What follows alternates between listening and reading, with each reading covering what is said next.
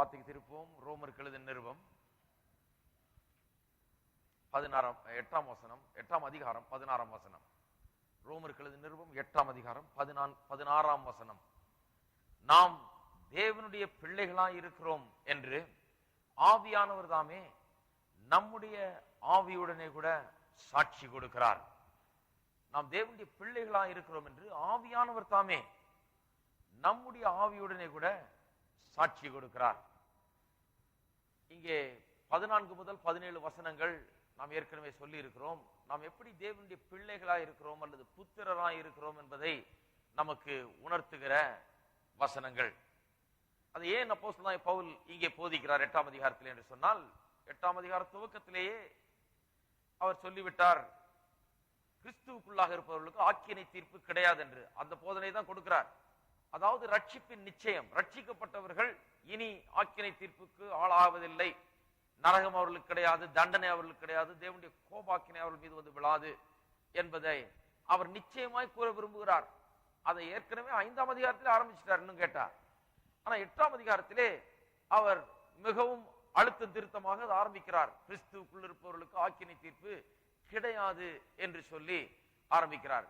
அதற்கு பல காரணங்களை சொல்லிக்கொண்டே வந்து 14ஆம் வசனத்தில் வந்த உடனே ஒரு பெரிய காரணத்தை சொல்லுகிறார். என்ன சொல்லுகிறார்? ஏன் ஆக்கினை தீர்ப்பு இல்லை என்றால், நாம் தேவனுடைய புத்திரராய் இருக்கிறோம். பிள்ளைகளுக்கு எப்படி ஆக்கினை தீர்ப்பு? பிள்ளைகளை எப்படி அவர் நரகத்துக்கு அனுப்புவார்?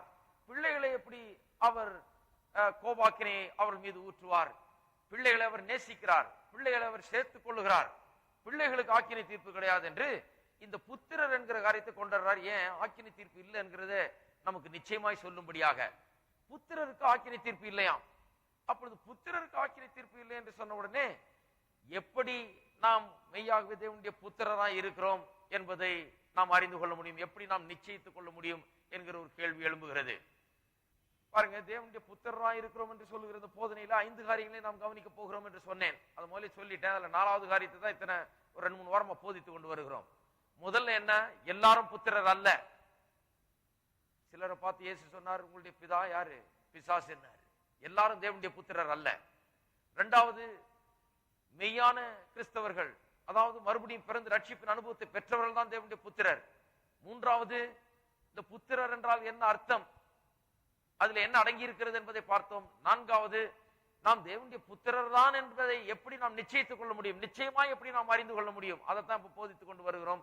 5வது, புத்திரராயிருப்பதின் விளைவுகள் என்ன, results, at least some of them, சில விளைவுகள் என்ன என்பதை 17ஆம் வசனத்திலே நாம் பார்ப்போம். இப்பொழுது புத்திரராயிருந்தால் ஆக்கினை தீர்ப்பு கிடையாது, புத்திரராய் இருக்கிறபடினால்தான் ஆக்கினை தீர்ப்பு கிடையாதுன்னு சொல்லுகிறார். அப்ப எப்படி நாம புத்திரராய் இருக்கிறோமா என்பதை நிச்சயமா தெரிந்து கொண்டால் நமக்கு ஆக்கினை தீர்ப்பு கிடையாது என்கிற நிச்சயம் நமக்கு ஆழமாய் அழுத்தம் திருத்தமாய் நமக்கு அது கிடைக்கும். நாம் எப்படி அவ்வளவு நிச்சயமாய் சொல்ல முடியும் நாம் தேவனுடைய புத்திரர் தான் என்று?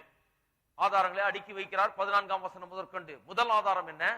எவர்கள் தேவனுடைய ஆவியினால் நடத்தப்படுகிறார்களோ அவர்கள் தேவனுடைய புத்திரர். அப்ப போதித்தோம் ஆவியினால் நடத்தப்படுவது என்றால் என்ன என்பதை போதித்தோம். அதற்கு நாம் என்னென்ன அடையாளங்கள் இருக்கும் ஆவியினால் நடத்தப்பட்டால் என்பதை குறித்து போதித்தோம். 2வது ஆதாரம் 15வது வசனத்தில் சொல்லுகிறார், நாம் பயப்படத்தக்கதாக அடிமைத்தனத்தின் ஆவியை பெற்றோம் ஒரு காலத்திலே என்று. ரட்சிக்கப்படுகிற நேரத்திலே அப்படி நமக்குள்ள ஒரு தெய்வ பயம் உண்டானது. நரகத்தை குறித்து, கோபாக்கினை குறித்து, வரப்போற ஆக்கினை தீர்ப்பை குறித்து, நியாய தீர்ப்பை குறித்து ஒரு பயம் ஆவியானவர் ஏற்படுத்துகிறார். அந்த ஆவியை இப்ப நாம் பெறலையாம், ஆனால் அப்ப பெற்றோமாம். அந்த அனுபவத்தை உடையவர்கள் எல்லாம் தேவனுடைய புத்திரர். அந்த அனுபவத்தினுடைய வந்தவர்கள், அது என்னவென்று தெரிந்தவர்கள், அதை அனுபவித்தவர்கள் எல்லாம் தேவனுடைய புத்திரர். அதாவது பயப்படுவதற்கு அடிமைத்தனத்தின் ஆவி, கன்விக்ஷன் ஆஃப் சின், பாவத்தை குறித்த ஒரு உணர்த்துதல், ஆவியானுடைய கிரியை அவருடைய வாழ்க்கையில நடந்திருந்ததானால் அவர்கள் தேவனுடைய புத்திரர். 3வது, அதுவும் 15ஆம் வசனத்தில் சொல்லுகிறார், நீங்கள் மறுபடியும் பயப்படுவதற்கு மறுபடியும் அடிமைத்தனத்தின் ஆவியை பெறாமல் அப்பா பிதாவே என்று கூப்பிடப்படுகிற புத்திர சுவிகாரத்தின் ஆவியை பெற்றீர்கள். இது 3வது காரியம். அடிமைத்தனத்தின் ஆவி நீங்கி அந்த அனுபவத்தை பெற்றிருக்கணும். அந்த பயப்படுகிறதுக்கு அடிமைத்தனத்தின் ஆவி ஒரு வந்து பிடிச்சதே, நம்ம தெய்வ பயம் உண்டாச்சே, நரகத்தை குறித்த பயம் உண்டானதே, நம் பாவிகள் என்ற உணர்வு உண்டாதே, அது நீங்கி அந்த ஆவி போய் அப்பா பிதாவே என்று கூப்பிட பண்ணுகிற புத்திர சுவிகாரத்தின் ஆவி இதை அனுபவித்திருக்கிறவர்கள் தேவனுடைய புத்திரர். 3 ஆதாரங்கள். இன்றைக்கு 4வது ஆதாரத்தை குறித்து பேச போகிறோம். அது என்ன? அதுதான் எல்லா ஆதாரங்களை விட மிக உயர்ந்த ஆதாரம், சிறந்த ஆதாரம், மிகவும் அழுத்த திருத்தமான ஆதாரம். இது அடுக்கிக் கொண்டே போகிறார். Stronger and stronger evidence. போக போக இன்னும் ஆழமான ஆதாரங்களை சொல்லிக் கொண்டே போகிறார். அப்பா பிதாவே என்று கூப்பிட பண்ணுகிற ஆவி நமக்கு இருக்கிறது ரொம்ப ஸ்ட்ராங்கான ஆதாரம். அதை விட இன்னொரு ஸ்ட்ராங்கான ஆதாரம் என்னவென்றால் அதைத்தான் 16ஆம் வசனத்தில் வாசிக்கிறோம். நாம் தேவனுடைய பிள்ளைகளா இருக்கிறோம் என்று ஆவியானவர் தாமே நம்முடைய ஆவியுடனே கூட சாட்சி கொடுக்கிறார். பாருங்க, அப்பா பிதாவே என்று கூப்பிட பண்ணுகிற ஆவின்னு சொன்னா கூப்பிடுறது நாம், கூப்பிட பண்ணுகிறவர் அவர். நாம் கூப்பிடுறோம். அது ஒரு சிறந்த ஆதாரம். தேவனுடைய பிள்ளை என்று அப்பா பிதாவே என்று நாம் ஜெபிக்கிறோம். சொன்னேன் இல்லையா? அப்பா பிதாவே என்று நம்முடைய உள்ளம் அவருக்கு முன்பாக அப்படியே ஊற்றப்படுகிறது. நாம் ஜெபிக்கிறோம். ஜெபத்திலே அந்த அப்பா பிதாவே என்று கூப்பிடப்படுகிற ஆவி நமக்கு இருக்கிறது என்பது விளங்குகிறது. நாம் கூப்பிடுகிறோம். ஆனால் இங்க 16ஆம் வசனத்தில் கொஞ்சம் வித்தியாசம். நாம் தேவனுடைய பிள்ளைகளா இருக்கிறோம் என்று ஆவியானவரே நம்முடைய ஆவியுடனே கூட சாட்சியிடுகிறார். நாம் அப்பா பிதாவே கூப்பிடுறது இல்ல, வெறும் நம்மை கூப்பிட பண்ணுகிறது இல்ல, அவரே சொல்றாராம் நீங்கள் தேவனுடைய பிள்ளைகளா இருக்கிறீர்கள். Directly he speaking to us, telling us that we are the children of God. நேரடியாக நம்முடைய உள்ளத்திலே பேசி நீ தேவனுடைய பிள்ளையா இருக்கிறாய், நீ தேவனுடைய புத்திரன், தேவனுடைய குமாரன், குமாரத்தி என்று நேரடியாய் பேசுகிறாராம். நம்மை கூப்பிட பண்ணுகிறது என்பது இன்னும் கொஞ்சம் இன்டைரக்ட் தான். அது அவ்வளவு நேரடியாக செய்கிறது கிடையாது. கூப்பிட பண்ணுகிறார் அப்பா பிதாவே என்று. ஆனா இங்க ஆவியானவரே சாட்சியிடுகிறார், ஆவியானவரே பேசுகிறார், ஆவியானவரே அந்த நிச்சயத்தை கொடுக்கிறார். என்ன நிச்சயத்தை கொடுக்கிறார்? நீங்கள் தேவனுடைய பிள்ளைகள் என்கிற நிச்சயத்தை கொடுக்கிறார். இதை நாம் இன்னும் ஆழமா பார்ப்போம். இதுக்குள்ள நுழையறதுக்கு முன்னால ஒரு சில காரியங்களை இங்கே சொல்ல வேண்டியது அவசியமா இருக்கிறது. இந்த வசனம், அதாவது ரோமர் 8ஆம் அதிகாரம் 16ஆம் வசனம், கிறிஸ்தவ மார்க்கத்தின், அதாவது இந்த புராட்டஸ்டன்ட் இயக்கத்தின் மிக முக்கியமான வசனமாய் கருதப்படுகிறது. கத்தோலிக்க இயக்கத்திற்கும் புராட்டஸ்டன்ட் இயக்கத்திற்கும் உள்ள பெரிய வித்தியாசத்தை இந்த வசனம் உணர்த்துகிறபடியினால் புராட்டஸ்டன்ட் இயக்கத்தின் மத்தியிலே இந்த வசனத்துக்கு ஒரு மிக முக்கியமான இடம் கொடுக்கப்பட்டிருக்கிறது. This has been the hallmark of the Protestant movement. இது மிகவும் ஒரு மைய வசனம் போல புராட்டஸ்டன்ட் இயக்கத்துக்கே விளங்கி கொண்டு வருகிறது. அது ஏனென்றால் ரோமன் கத்தோலிக்கருக்கும் புராட்டஸ்டன்ட் இயக்கத்தை சேர்ந்தவர்களுக்கும் இருக்கிற வித்தியாசத்தை இந்த வசனம் மிகவும் அருமையாக விளக்குகிறது. எல்லா வசனங்களை காட்டிலும் இந்த வசனம் மிகவும் அருமையாக விளக்குகிறது. ஏன் அப்படி சொல்லுகிறேன்? ரோமன் கத்தோலிக்கர்கள் சிலர் அப்படிப்பட்ட பின்னணியில இருந்து வந்திருக்கிறாங்க, உங்களுக்கு தெரியும். ஆனா இப்படி ஒரு வேளை யோசிச்சிருக்க மாட்டீங்க. ரோமன் கத்தோலிக்க சபையிலே அவர்கள் இந்த ரட்சிப்பின் நிச்சயத்தை போதிப்பது கிடையாது. ரட்சிப்பு நிச்சயம் இந்த வாழ்நாள்ல ஒரு மனுஷனுக்கு உண்டாக முடியாது. இந்த வாழ்நாள்ல உண்டாக முடியாதுன்னு மட்டும் இல்ல, செத்த பிறகு உண்டாக முடியாது. செத்த பிறகு கூட அவ்வளவு நிச்சயமா இருக்க முடியாது. அவர் போயிட்டாரு, கரெக்டா போய் சேர்ந்துட்டாருன்னு. ஏன்னா அங்க போய் சேர்றது இல்ல, வேற எங்கேயோ பரதீசுன்னு ஒரு இடத்துல போயிட்டு அங்க அவர் காத்துக்கிட்டு இருக்கிறாராம். இவருக்காக பல பரிசுத்தவான்களும் சபையும் சபையில் இருக்கிற பாதிரியார்களும் என்னென்னமோ பண்ணி இவரை எப்படியாவது பரலோகத்துல கொண்டு போய் சேர்க்கிறதுக்கு பெரும் முயற்சிகளை எடுத்துக் கொண்டிருக்கிறார்கள். அவர் இன்னும் பரதீசுல காத்துக்கிட்டு இருக்கிறாரு. பரலோகத்துக்கு போல அவர் பரலோகத்துல போய் சேர்றதுக்கு சபையும் போதகர்களும் அவசியம், பரிசுத்தவான்கள் அவசியம், அவருடைய தயவு அவசியம், சபையினுடைய தயவு அவசியம். இவர்களுக்காக செய்யப்படுகிற காரியம், இவர்கள் மரித்த பிறகு செய்யப்படுகிற காரியம் அவசியம் என்று அவர்கள் போதிக்கிறார்கள். அப்போ ஒரு செத்த மனுஷன் போய் சேர்ந்தாருன்னு கூட நிச்சயம் கிடையாது, இருக்கும் போது நிச்சயம் கிடையாது, செத்த பிறகும் நிச்சயம் கிடையாது. செத்த பிறகும் சபை அவங்களுக்கு ரொம்ப அவசியம், அவங்க பாதிரியார்கள் ரொம்ப அவசியம். இவங்க எல்லாம் சேர்ந்து இங்க ஜெபம் பண்ணி அது இதெல்லாம் பிராயச்சித்தம் எல்லாம் பண்ணி என்னென்னத்தையோ பண்ணி அதன் மூலமாய் ஒருவேளை அவர்கள் போய் சேரலாம், ஒருவேளை அது உண்டாகலாம் என்கிறது போல அவர்கள் கொண்டு போகிறார்கள். அதுதான் கத்தோலிக்க இயக்கத்தின் முக்கிய போதனையா இருக்கிறது. அவர்கள் அதை வலியுறுத்துகிறார்கள். நேரா போயிடுறது இல்லை, நீ அங்க போய் காத்துக்கிட்டு இருக்கிற, நாங்க உனக்காக ஜெபம் பண்றோம், பரிசுத்தவான்களுடைய தயவு தேவையா இருக்குது, இங்க பாதிரியார்கள் இங்க சபை இதெல்லாம் சேர்ந்து என்னத்தையோ பண்ணி உன்னை எப்படியாவது கொண்டு போய் பரலோகத்தில் சேர்க்க போறார்கள் சொல்லி போதித்துக் கொண்டிருக்கிறார்கள். ஆனால் மார்ட்டின் லூத்தர் ஒரு கத்தோலிக்க பாதிரியாராக இருந்தவர் இப்படி தேவனுடைய வெளிச்சத்தை பெற்று எப்படி ரட்சிக்கப்படுவது என்பதை குறித்து, அந்த ரட்சிப்பின் சத்தியத்தை குறித்த ஒரு வெளிப்பாடை பெற்ற தேவனுடைய மனுஷன். அந்த ரட்சிப்பின் சத்தியத்தை குறித்த வெளிப்பாட்டை அவர் பெற்ற மாத்திரத்திலேயே முதலாவது காரியம் அவர் வலியுறுத்த ஆரம்பித்தது என்னவென்றால் இந்த ரட்சிப்பின் நிச்சயத்தை. ஒரு மனுஷன் ரட்சிக்கப்பட்டிருக்கிறான், அவன் பரலோகத்துக்கு சொந்தமானவன், அவனுக்கு தேவனுக்கு சொந்தமானவன். அவன் இந்த உலகத்தில் மரித்தால் அந்த நிமிஷமே அவன் தேவனுடைய பிரசன்னத்தில் போய் சேருகிறான் என்கிற நிச்சயத்தை அவர் போதித்தவர். இந்த வாழ்க்கையிலேயே அந்த நிச்சயம் உண்டாயிருக்கும் என்பதை அவர்கள் அழுத்தம் திருத்தமாக போதித்து வந்தார்கள். இந்த வசனம், இந்த ரட்சிப்பு நிச்சயத்தை குறித்த வசனம், ஒரு தேவனுடைய பிள்ளையாயிருந்தால் அவன் தேவனுடைய பிள்ளையாய் இருக்கிறான் என்று ஆவியானவர் தாமே அவனுடைய ஆவிக்குள்ளாக சாட்சியிட்டுக் கொண்டிருக்கிறாராம். இப்படி ரட்சிப்பின் நிச்சயத்தை அழுத்தம் திருத்தமாக போதிக்காத சபைகள், போதிக்காத ஒரு போதனை சுவிசேஷ போதனை அல்ல, அது மெய்யான போதனை கிடையாது. மெய்யான ரட்சிப்பின் போதனையா இருக்கும் என்றால் இந்த ரட்சிப்பின் நிச்சயத்தை நாம் போதிக்க வேணும். அதனால்தான் ரொம்ப முக்கியம். பாருங்க, இன்றைக்கு ஆவிக்குரிய சபைகள் மத்தியிலும் சில நேரத்தில் இது ஒரு பெரிய குறையா இருக்கிறது, மிகவும் வருந்தத்தக்க ஒரு காரியம். ஏனென்றால் ரட்சிப்பின் நிச்சயத்தை போதிக்காம நிச்சயமற்ற தன்மையை தான் போதிக்கிறாங்க. போய் சேருவியா, சேர மாட்டியா, எடுத்துக்கொள்ளப்படுவியா, எடுத்துக்கொள்ளப்பட மாட்டியா, போய் சேர்றதெல்லாம் ரொம்ப கஷ்டம், நீ போயிடுவேன்னு நினைக்கிறியா? ஏன் இப்படி சொல்றேன்னா, நாங்கெல்லாம் அது மாதிரி ஒரு இதுல ஒரு சூழ்நிலையில வளர்ந்தவங்க. இதெல்லாம் கேட்டு இப்படியே பயங்காட்டிக்கிட்டே இருந்தாங்க. எப்படி போக பார்க்கலாம், எல்லாம் போறதெல்லாம் அவ்வளவு சுலபமா, இதெல்லாம் அவ்வளவு நடக்குமா, நீங்க பூரணப்பட்டாதான், நீங்க ஒரு குறையும் இல்லாம முற்றிலுமா பூரணப்பட்டு நீ கரெக்டா இருந்தாதான் நீ போய் சேர்வியாக்கும். உன்கிட்ட பாரு எவ்வளவு குறைகள் இருக்குது, எவ்வளவு குற்றங்கள் இருக்குது, எவ்வளவு குறைபட்டு இருக்கிற, நிச்சயமா நீ போய் சேர மாட்டேங்கிற நிச்சயத்தை தான் போதித்தார்கள் ஒழிய, வருந்தத்தக்க விஷயம் பாருங்க, சேர மாட்டேங்கிற நிச்சயத்தை தான் போதித்தார்கள் ஒழிய சேருவோம் என்கிற நிச்சயத்தை போதிக்கவே இல்லை. நான் தேவனுடைய பிள்ளையா இருக்கிற நிச்சயத்தை போதிக்கவே இல்லை. ஏன் சொல்றேன் பாருங்க, இதெல்லாம் சொல்ல வேண்டியதா இருக்குது. கூட்டங்கள்ல சொல்லுவாங்க, விசுவாசிகளை பார்த்து கண்ணை மூடு, கண்ணை மூடுனா இருட்டா உனக்கு தெரியுதா, உன் உள்ளத்துல இருக்க இருள் தெரியுதா, உன் உள்ளத்துல இருக்கிற பாவங்கள் தெரியுதா, உன் உள்ளத்துல இருக்க பிசாசு தெரியுதா, உன்னை என்ன பிடிச்சிட்டு இருக்குதுன்னு தெரியுதா, உனக்குள்ள இருக்கிற அழுக்கு தெரியுதா, உனக்குள்ள இருக்கிற எல்லா விதமான அசுத்தமும் தெரியுதா. இப்படித்தான் பாருங்க, நாங்களும் கண்ணை மூடினா எங்களுக்கு அதுதான் தெரியுது, அப்புறம் கண்ணை திறந்தாலும் அதுதான் தெரியுது. இப்படிதான் வாழ்ந்து வந்தோம். ஆனால் நான் கற்றுக்கொண்ட மிகச்சிறந்த காரியம் என்ன, எனக்குள்ள அழுக்கும் அசுத்தமும் பாவமும் இருளும் இல்லை, இருள் நீங்கி ஒளி எனக்குள் பிரவேசித்திருக்கிறது. இயேசு என்றைக்கு எனக்கு உள்ளத்தில் வந்தாரோ அன்றைக்கே எனக்குள்ளே ஒளி உள்ளவனாய் நான் இருக்கிறேன், தேவனுடைய பிள்ளையாய் நான் இருக்கிறேன், பரிசுத்தமானவனாய் இருக்கிறேன், எனக்குள்ள தேவனுடைய சுவாபம் வந்திருக்கிறது, அவருடைய திவ்ய சுவாபத்திற்கு நான் பங்குள்ளவனாய் இருக்கிறேன் என்பது எனக்கு விளங்குகிறது.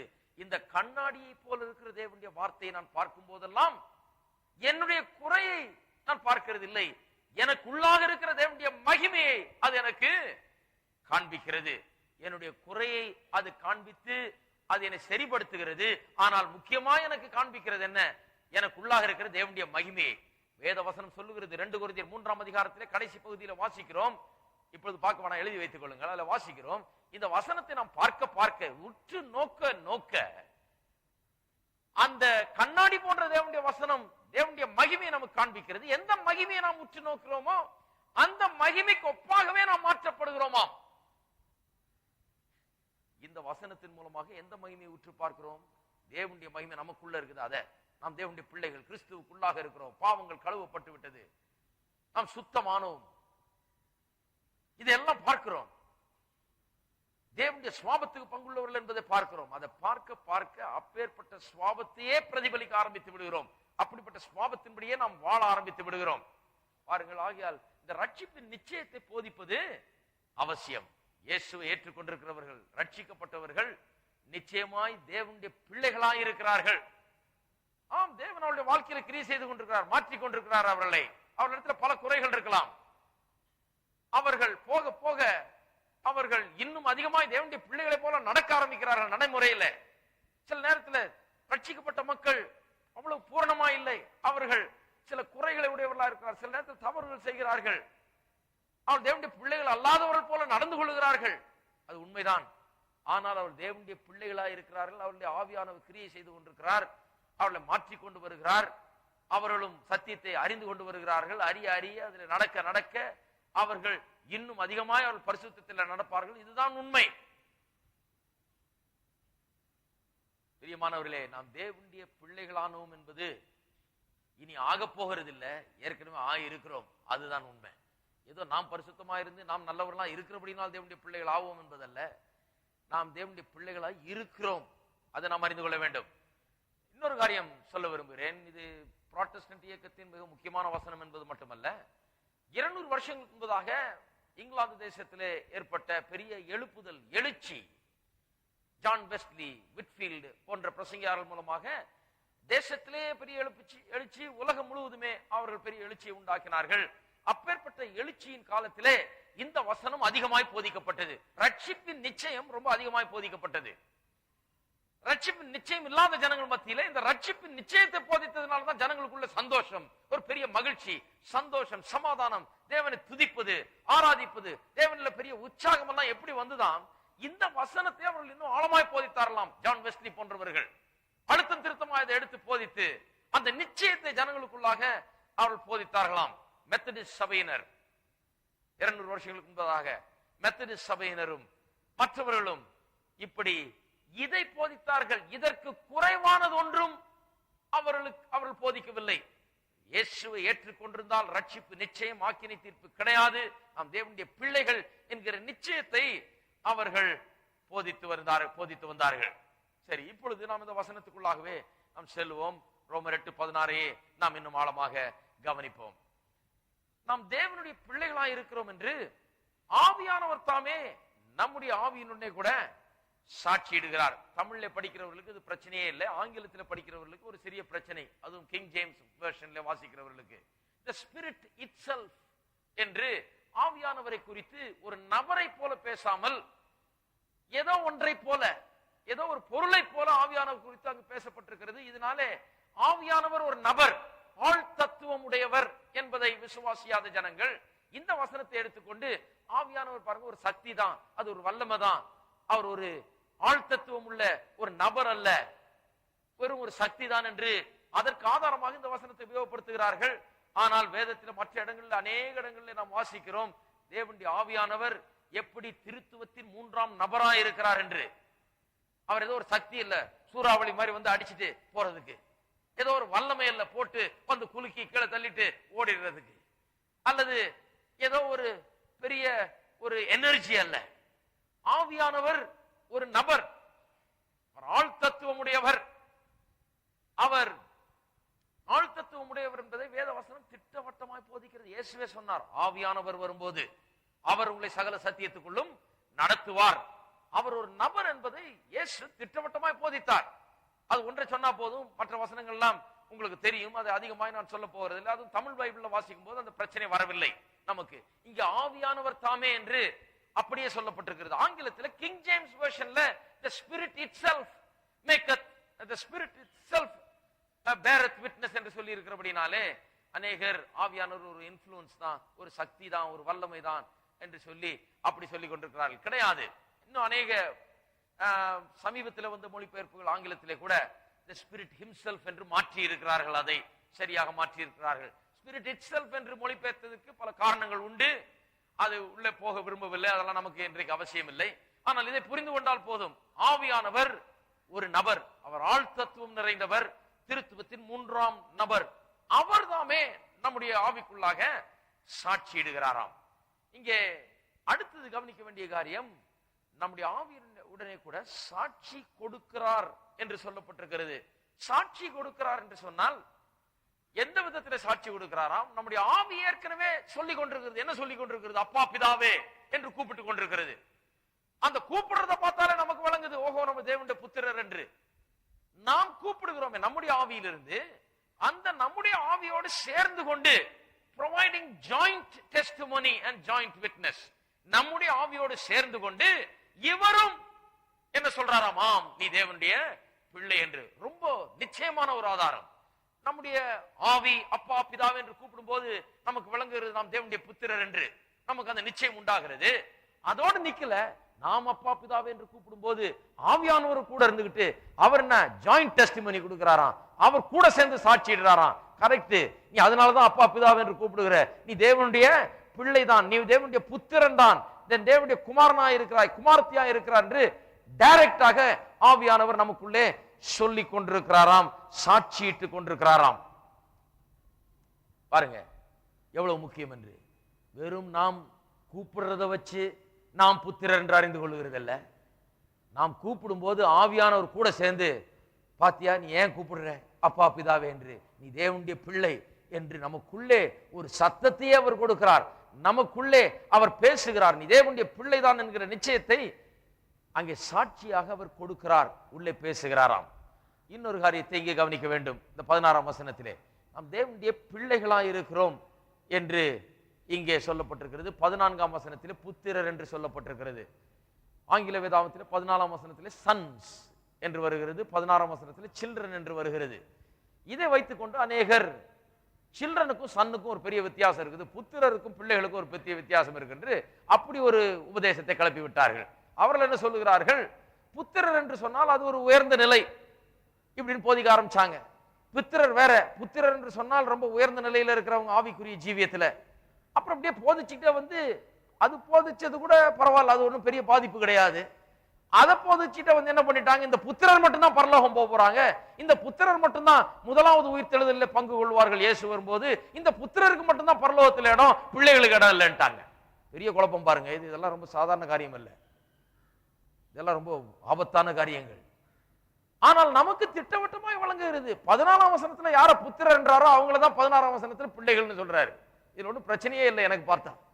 14ஆம் வசனத்துல எவர்கள் தேவனுடைய ஆவியினால் நடத்தப்படுகிறார்களோ அவர்கள் தேவனுடைய புத்திரராக இருக்கிறார்கள் பற்றி அவர்களை யாரை பற்றி சொன்னாரோ அதே ஆட்களை பற்றி தான் நாம் தேவனுடைய பிள்ளைகளாக இருக்கிறோம் என்று ஆவியானவர் தாமே நம்முடைய ஆவியுடனே கூட சாட்சி இடுகிறார் என்று அதே ஆட்களை யார புத்திரர் நினைச்சாரோ அவர்களே தான் பிள்ளைகள் நினைக்கிறாரு.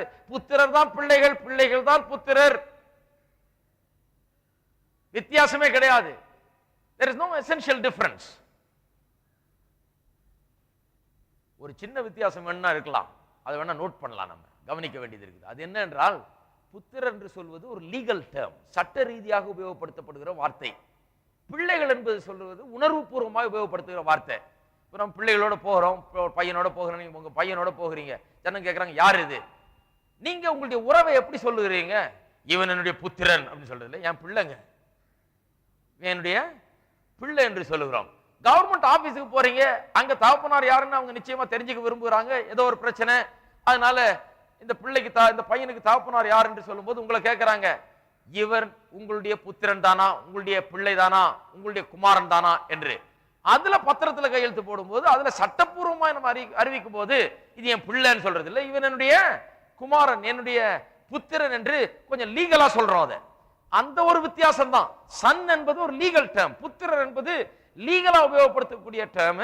இந்த சில்ட்ரன் அல்லது பிள்ளைகள் என்பது உணர்வு பூர்வமாய் நமக்குள்ள உறவை வெளிப்படுத்தக்கூடிய ஒரு வார்த்தை. அவ்வளவுதானே ஒழிய புத்திரருக்கு பிள்ளைக்கு வித்தியாசமே கிடையாது. பிள்ளைகள் தான் புத்திரர், புத்திரர் தான் பிள்ளைகள். வித்தியாசமான நேரத்தில் வித்தியாசமான வார்த்தையை உபயோகப்படுத்துகிறோம். நாம் தேவனுடைய பிள்ளைகளா இருக்கிறோம், சட்ட ரீதியாய் தேவனுடைய பிள்ளையா இருக்கிறோம். அது அறிவிக்கப்பட்டு அதனுடைய பத்திரம் நமக்கு கொடுக்கப்பட்டிருக்கிறது, பத்திரத்தில் எழுதி வைக்கப்பட்டு நம்முடைய ஸ்தானம் உறுதிப்படுத்தப்பட்டிருக்கிறது என்பதை அறிவிக்கிற வார்த்தை தான் புத்திரர். பிள்ளைகள் என்பது தேவனோடு கூட நமக்கு இருக்கிற அந்த நெருங்கிய உறவு, நாம் யார் என்பதை எளிமையா எடுத்து கொடுக்கக்கூடிய ஒரு வார்த்தையாய் இருக்கிறது. இந்த ரெண்டு காரியத்துக்கும் ரெண்டு வார்த்தைக்கும் அதுதான் வித்தியாசம் ஒழிய வேற எந்த வித்தியாசமும் கிடையாது. ஆகையால் அப்படிப்பட்ட உபதேசங்களை நம்ப வேண்டாம்.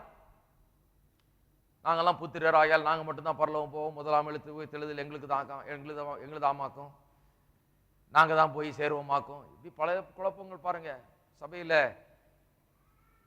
போட்டு குழப்பி வச்சிருக்கிறாங்க.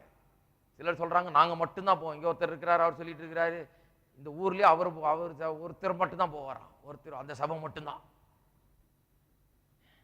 அவர் ஒரு ஸ்தாபனத்தில் இருக்கிறார், இந்த ஸ்தாபனத்து ஹெட் குவார்டர்ஸ் கூட போகாதான், இவர் மட்டும்தான் போவார். இந்த சபை மட்டும்தான் போவோம், நாங்க மட்டும்தான் போவோம் பரலோகத்துக்கு, யாரும் கிடையாது, யாருமே தகுதியே கிடையாது. இப்படிதான் ஒரு கிராமத்தில் கிணத்தண்டையிலே அங்க இருக்கிற பெண் பிள்ளைகள் வந்து கிணத்துல தண்ணி இறைச்சி கொண்டிருப்பாரலாம். தண்ணி இறைச்சி கொண்டிருக்கும் போது அந்த அரசகுமாரன் அங்கே அரண்மனையில் நின்று கொண்டு மொட்டை மாடியில் நின்று கொண்டு இப்படியே பார்த்து கொண்டிருப்பாராம். இந்த பெண் பிள்ளைகளுக்கெல்லாம் அவர் அங்க பார்த்து கொண்டிருக்கிறத பார்த்து இங்க இருக்கிற இந்த பெண் பிள்ளைகள்லாம் சொல்ல, பாரு என்னதான் பாக்குறாரு, உன்னதான் பாக்குறாருன்னு இப்படி பேச்சு, ஒருத்தருக்கு ஒருத்தர் போட்டி, அவர் என்னதான் விரும்புறாருன்னு சொல்லி. ஒரு பெண் பிள்ளை சும்மா பேசிக்கிட்டே இருக்குமா, சும்மா சொல்லிக்கிட்டே இருக்குமா, அவர் என்னதான் விரும்புறாரு, என்னதான் பாக்குறாரு, பாரு நான் வர்றப்பெல்லாம் அவர் அங்க வருவாரு, நான் இப்படி திரும்புறப்பெல்லாம் அவர் இப்படி திரும்புறாரு, என்னதான் விரும்புறாரு, என்னதான் கல்யாணம் பண்ணுவாருன்னு திடீர்னு பார்த்தா அங்க கெட்டி மேளம் முழங்குது, அங்க கல்யாணம் நடக்குது, அங்க எல்லாம் நடந்துட்டு இருக்குது. என்னன்னு பார்த்தா அங்க அவர் இங்க வேற இடத்துல போய் ஒரு அரச குமாரியை கொண்டு வந்து கல்யாணம் பண்ணிட்டு இருக்கிறாரு. எல்லாம் சொன்னாங்களாம், அல்ல புத்தி இல்லாதவளே, இந்த கிணத்தண்ணியில் நின்றுட்டு நான் என்னதான் கல்யாணம் பண்ணிக்க போறாரு, நான் தான் அவருக்கு மனைவியாக போறேன், என்னதான் பாக்குறாரு, என்னதான் விரும்புறாருன்னு சொல்லிட்டு இப்ப என்ன ஆச்சுன்னு பாருங்க. பரலோகம் ஆச்சரியங்கள் நடந்த இடமா இருக்குன்னு சொல்லுகிறாள். there are many surprises that are going to be in heaven. யார் யாரெல்லாம் போக மாட்டாங்கன்னு நினைச்சோமோ அவங்க எல்லாம் போயிருப்பாங்க. அது ஒரு பெரிய அதிர்ச்சியா இருக்கும் சிலருக்கு. யார் யாரெல்லாம் வருவாங்கன்னு நினைச்சோமோ அவங்க ஒரு வேளை இப்படிலாம் பல அதிர்ச்சிகள் இருக்குது. இதுல இப்பேற்பட்ட அதிர்ச்சியும் காத்துக்கிட்டு இருக்குதுன்னு நினைக்கிறேன். நான் தான் போவேன், நான் மட்டும்தான் போவேன்னு சொல்றவங்களுக்கு எல்லாம் ஒரு பெரிய அதிர்ச்சி இருக்கும் என்று நினைக்கிறேன். பாருங்க, தவறு அது. புத்திரருக்கு பிள்ளைகளுக்கு வித்தியாசம் கிடையாது. புத்திரர் பிள்ளைகள், பிள்ளைகள் தான் புத்திரர். அதை பற்றி எந்த குழப்பம் கிடையாது. 14ஆம் வசனத்துல புத்திரன் சொல்லப்படுகிறவர்கள் தான் 16ஆம் வசனத்துல பிள்ளைகள் என்று அழைக்கப்படுகிறார்கள். இது அவ்வளவு எளிதாக புரிந்து கொள்ளக்கூடிய ஒரு காரியம். பாருங்க, இதை இன்னும் கொஞ்சம் சற்று நாம் சிந்திக்க வேண்டியதா இருக்கிறது.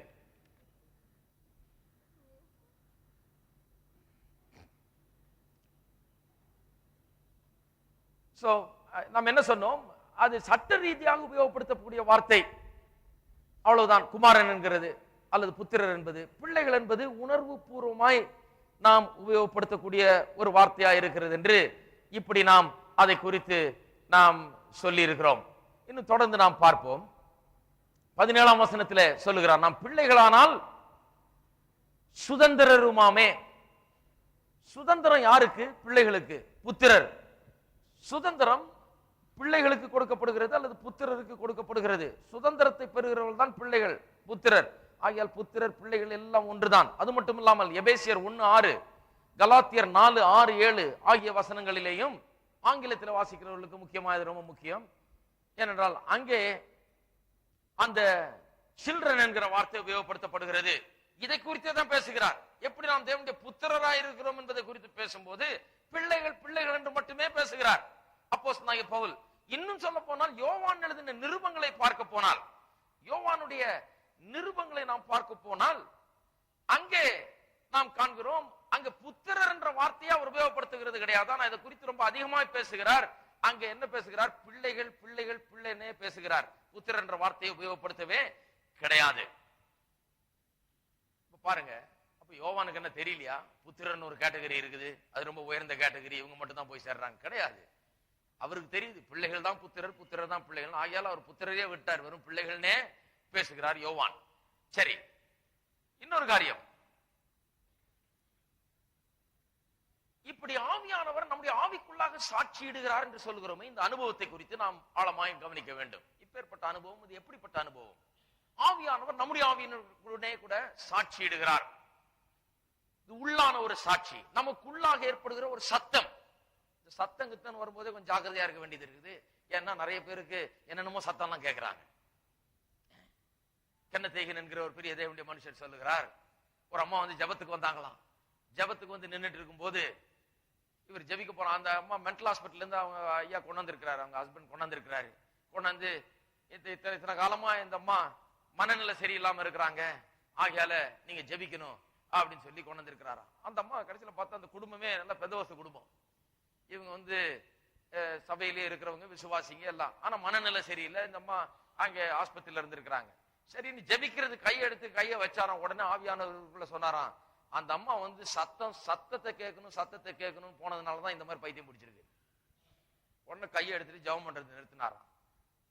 அந்த அம்மாவை பார்த்து சொன்னாராம், இனிமே நீங்க நான் அந்த சத்தத்தை கேட்கணும், இந்த சத்தத்தை கேட்கணும், நான் தேவதூதனை பார்க்கணும், எனக்கு சத்தம் உண்டாகணும், வானத்திலிருந்து சத்தம் கேட்கணுமாக்கும் இப்படின்னு அதுக்காக உபவாசம் எடுக்கிறது, அதுக்காக ஜெபம் பண்றது, அதை தேடி போறது, இந்த சத்தம் கேட்காதான்னு ஏங்கிக்கிட்டு இருக்கிறது, இதை முதல்ல நிறுத்தணும்.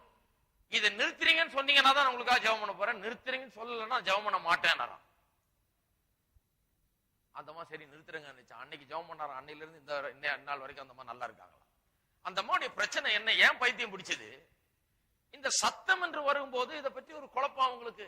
இது ஏதோ வானத்துல இருந்து சத்தம் கேட்க போகுது, இந்த சத்தத்தை நான் கேட்டாலொழிய விட மாட்டேன். எனக்கு கூட நிறைய பேர் தெரியும், நான் சின்ன வயசுல இருந்தே இதுல இருந்ததுனால நிறைய பேர் பார்த்திருக்கேன். நிறைய பேர் உபவாசம் எடுத்து ஜெபம் பண்ணிருக்காங்க. சத்தம் வானத்துல இருந்து வரலன்னா நான் சாகும் வரை உண்ணாவிரதம். சிலர்லாம் பாதியிலே முடிச்சுக்கிட்டாங்க, ஏன்னா பசி எடுத்துருச்சு. மீதி பேருக்கு பைத்தியம் பிடிச்சிருச்சு. பாருங்க, இதெல்லாம் பார்த்துதான் சொல்றேன், உணர்ந்து தான் சொல்றேன். விளையாட்டா சொல்லல, நான் நீங்க சிரிக்கணும்னு சொல்லல, மெய்யாகவே சொல்றேன். நான் சிரிக்கிறோம் இன்றைக்கு, ஆனா பரிதாபமான காரியம். இதெல்லாம் நான் வாழ்நாள் முழுக்க பார்த்திருக்கிறேன். நான் வானத்துல இருந்து சத்தம் கேட்கலனா, ஆண்டவர் என்னோட பேசலனா, நான் இங்க இருந்து எந்திரிக்க மாட்டேனாக்கும், நான் விட மாட்டேனாக்கும், நான் சாப்பிட பேச வேண்டியதா இருக்குது. ஆவியானவர் நம்முடைய ஆவியினை விட சாட்சியிடுகிறார் என்று சொன்ன உடனே எப்படிப்பட்ட குழப்பெல்லாம் கிளம்பிடுது. ஆவியானவர் நம்முடைய உள்ளத்துல பேசுறாருன்னு சொன்ன உடனே எப்படி பேசுறார் என்பதை பற்றி பலவிதமான குழப்பங்கள் உண்டாகிறது. அநேகம் பேர் இது ஒரு ஆடிபிள் வாய்ஸ் மூலமாக பேசுகிறார். ஒரு கேட்கக்கூடிய சத்தம் மேல இருந்து வந்து கேட்கும் சத்தம், பக்கத்து வீட்டுக்காரனுக்கு எல்லாம் கேட்கும் நினைச்சிட்டு இருக்காங்க. பக்கத்து வீட்டுக்காரனுக்கு எல்லாம் கேட்க வேண்டியதா இருந்தா அப்படி பேசுவார் ஆண்டவர். இயேசு வந்து தண்ணீர்ல இறங்கி வெளியே வர்றாரு, ஞானஸ்நானம் எடுத்துட்டு வெளியே வர்றாரு. அப்பொழுது வானத்திலிருந்து ஒரு சத்தம் உண்டானது, இதோ இவர் நேசகுமாரன், இவர்கள் நான் பிரியமாயிருக்கிறேன் என்று வானத்திலிருந்து சத்தம். இதை என்ன பண்ணாங்க? எல்லாரும் கேட்டார்கள். That was an audible voice. கேட்கக்கூடிய, இந்த காதுல கேட்கக்கூடிய சத்தம் வானத்திலிருந்து உண்டாகிறது. அந்த இடமே ஒருவேளை ஒரு பெரிய சத்தத்தால் நிறைஞ்சிருக்கும். அந்த சீஷர்கள் எல்லாம் கேட்கிறாங்க, இவர் என்னுடைய நேசகுமாரன், இவர்கள் நான் பிரியமாயிருக்கிறேன் என்பதை. ஏன் அப்படி தேவன் பேசினார்னா, அதை வந்து இயேசு விட்டு பேசல, அவர் கூட இருந்தவங்களுக்காக பேசியிருக்காரு. இயேசு விட்டு பேசுறதுன்னா நேரம் உள்ளத்திலேயே பேசியிருக்கலாம். சுற்றி இருந்த சீஷர்களுக்கு, சுற்றி இருந்த மற்றவர்களோடு பேசுவதற்காக, மற்றவர்கள் அறிந்து கொள்ளும்படியாக, யோவான் ஸ்நானகனும் வானத்தில் ஞானஸ்தானம் எடுக்க வந்த மற்றவர்களும் இருக்கிறார்கள், இவர்கள் அறிந்து கொள்ளும்படியாக வானத்திலிருந்து சத்தம் உண்டானது. அங்கே மறுரூபமலைக்கு செல்லுகிறார், அங்கேயும் அப்படி ஒரு சத்தம் உண்டானது. பேதுரு, யோவான், யாக்கோபை கூட்டிக் கொண்டு மறுரூபமலையில் சென்று இவர்கள் கண்களுக்கு முன்பாக மறுரூபமாகிறார், பிரகாசமாய் ஒளி விட்டு பிரகாசிக்கிறார். அப்பொழுதும் வானத்திலிருந்து ஒரு சத்தம் உண்டானது. அந்த சத்தம் யாருக்கு? இவருக்கு சொல்றதுக்கா? இவருக்கு சொல்றதுக்கு ஆண்டவர் அந்த சத்தம் போடுறாரு. இவருக்கு சொல்றதுன்னா சொல்லிட்டு போறாரு அவர் உள்ளத்திலேயே. இங்க வந்திருந்த இந்த 3 பேருக்கு சொல்றதுக்காக, இவர்கள் கேட்கும்படியாக தான் அப்படி பேசுகிறார் ஆடிபிள் வாய்ஸோட. அப்ப ஆடிபிள் வாய்ஸ் என்கிறது, அல்லது கேட்கக்கூடிய சத்தம் என்கிறது, அது ஒரு எப்ப பார்த்தாலும் அது கேட்கும், கண்டிப்பா இது இல்லைன்னா நான் விட மாட்டேன்றது தப்பு. நம்முடைய உள்ளத்தில் ஆண்டவர் அப்படி பேசுகிறது கிடையாது. சாதாரணமாக அந்த விதத்துல பேசுறது கிடையாது. பேச மாட்டார்னு சொல்லல, பேச மாட்டார்னு சொல்றதுக்கு நான் யாரு? பேச மாட்டார்னு சொல்ல மாட்டேன். ஆனால் சாதாரணமாக பேசுறது கிடையாது. அது அப்படிதான் பேசணும், இல்லைன்னா நான் விட மாட்டேன், நான் உபவாசம் இருந்து நான் உண்ணாவிரதம் இருக்க போறனாக்கும் ஆண்டவர் பேசி ஆகணும்னு சொல்றவங்களுக்கு நிச்சயமா பெரிய ஆபத்து காத்து கொண்டிருக்கிறது. அதைத்தான் சொல்ல விரும்புகிறேன். பேச மாட்டார்னு சொல்ல விரும்பல. ஆண்டவர் என்ன வேணா செய்யலாம், பேசலாம். ஆனால் நான் பேசலனா விட மாட்டேனாக்கும், இதேதான் நான் ஆடிட்டு இருக்கிறேனாக்கும், இதுக்காக நான் உபவாசம் போட போறேனாக்கும், இதுக்காக கடுங்காப்பி உபவாசம், அந்த உபவாசம், இந்த என்னென்ன உபவாசம் இருக்குதோ அத்தனையும் போடுவாங்க. மொத்த சொல்றாரு, அதனே கடுங்காப்பி, பச்சை தண்ணி கூட குடிக்க கூடாது, அப்படி இருந்தா பேசுவார் ஆண்டவர். என்ன வீராப்பு பாருங்க. வீராப்பு விசுவாசத்தால் நீதிமான் பிழைத்தான்றத இந்த ஆவிக்குரிய உலகத்துல விசுவாசத்தால் இந்த முட்டாள்தனத்தால் நிறைய பேர் செத்தார்கள் என்ற வசனமா மாத்திட்டாங்க. நிறைய பேர் இருக்கிறாங்க உபவாசம் இருந்து செத்தவங்க. அன்னைக்கு ஒருத்தர் பேசியிருந்தேன் ஒரு ஊழியக்காரரை பற்றி, எப்படியாச்சும் எனக்கு தெரியும் அவர் பாவம் செத்து போயிட்டாருன்னு சொல்றாங்க, எனக்கு தெரியாது செத்தது. நான் சொன்னேன், எப்படியா செத்து போனார், பாவம் நல்லா இருந்தாரு, வயசு குறைவு வயசு தானே இருக்கணும், உபவாசம் இருந்தே செத்து போயிட்டாருங்கன்ற. பாருங்க எவ்வளவு பரிதாபம் பாருங்க. உபவாசம் இருந்து தன்னுடைய சரீரத்தை ஒடுக்கி ஒடுக்கி அப்படி பண்றேன் இப்படி பண்றேன் சொல்லி இந்த சாகுமுறை உண்ணாத வர்றது மாதிரி ஆண்டவர் அங்க போய் சொல்லியிருப்பாரு, ஏன் இந்த மாதிரி பண்ணேன், காலத்துக்கு முன்ன இங்க வந்து சேர்ந்திருக்கிறீங்க. இப்படி எல்லாம் ஜனங்க இருக்கிறாங்க. ஆகியால் தான் இதை பற்றி தெளிவாய் பேச வேண்டியதா இருக்குது. ஆவியானவர் உங்களுடைய ஆவியுடனே கூட சாட்சியிடுகிறார். எப்படி பேசுறார், எந்த விதத்துல பேசுகிறார் என்பதை நாம் தெளிவாக அறிந்து கொள்ள வேண்டும். ஒரு காரியத்தை நான் உங்களுக்கு சொல்ல வேண்டும். இந்த ஆவியானவர் பேசுறார் என்று சொன்ன உடனேயே சில காரியங்களை நாம் தெளிவுபடுத்த வேண்டியதா இருக்குது. முதலாவதாக என்ன சொல்ல விரும்புகிறேன் என்று சொன்னால், நாம் இப்படிப்பட்ட அனுபவங்களை பெறும்போது இவைகள் வேதத்தின் அடிப்படையில் உள்ள அனுபவங்களா இருக்க வேண்டும். நம்முடைய அனுபவங்கள் வேதத்தின் அடிப்படையில் இருக்கணும், வசனத்தின் அடிப்படையில் இருக்கணும். வசன அனுபவங்கள் அடிப்படையில் இருக்கக்கூடாது. Our experiences must be based on God's word. It must be from God's word. It must be in line with God's word. தேவனுடைய வார்த்தையோடு ஒத்து போகிற அனுபவங்களா இருக்க வேண்டும். தேவனுடைய வார்த்தையிலே சொல்லப்பட்டிருக்கிற அனுபவங்களா இருக்க வேண்டும். அதற்கு அப்பாற்பட்ட அனுபவங்களாக இருக்கக்கூடாது. தேவனுடைய வார்த்தைக்கு அது கட்டுப்பட்டிருக்க வேண்டும். சிலர் என்ன பண்றாங்க, தலைகளை பிடிச்சி வச்சிருக்கிறாங்க, நான் இப்படி அனுபவிச்சேன் ஆகியால இந்த வசனம் நான் நினைக்கிறேன் அதை தான் சொல்லுதுன்னு. இவங்க அனுபவத்தை வச்சு வசனத்தை மொழி வியாக்கியானம் பண்றாங்க. அனுபவத்தை வச்சு வசனத்தை புரிந்து கொள்றது இல்ல, வசனத்தை வச்சு அனுபவத்தை புரிந்து கொள்ள வேணும். வசனம் தான் முக்கியம், அனுபவம் அல்ல. வசனம் முதல்ல. அனுபவம் வேண்டாம்னு சொல்லவில்லை, கவனிக்க வேணும். அனுபவம் வேண்டாம்னு சொன்னா அது இன்னொரு எக்ஸ்ட்ரீம். அது அனுபவமே வேண்டாம், ஒண்ணுமே வேண்டாம், நான் கல்லாட்டம் இருக்க போறேன், எந்த அனுபவம் வேண்டாம், நான் கர்த்தருடைய வார்த்தையை வச்சுக்கிட்டு நான் எதையுமே அனுபவிக்காம கிடையாது. அப்படி போதிக்கல. நம்ம அனுபவங்கள் எல்லாம் அற்புதமான அனுபவங்கள் இருக்குது.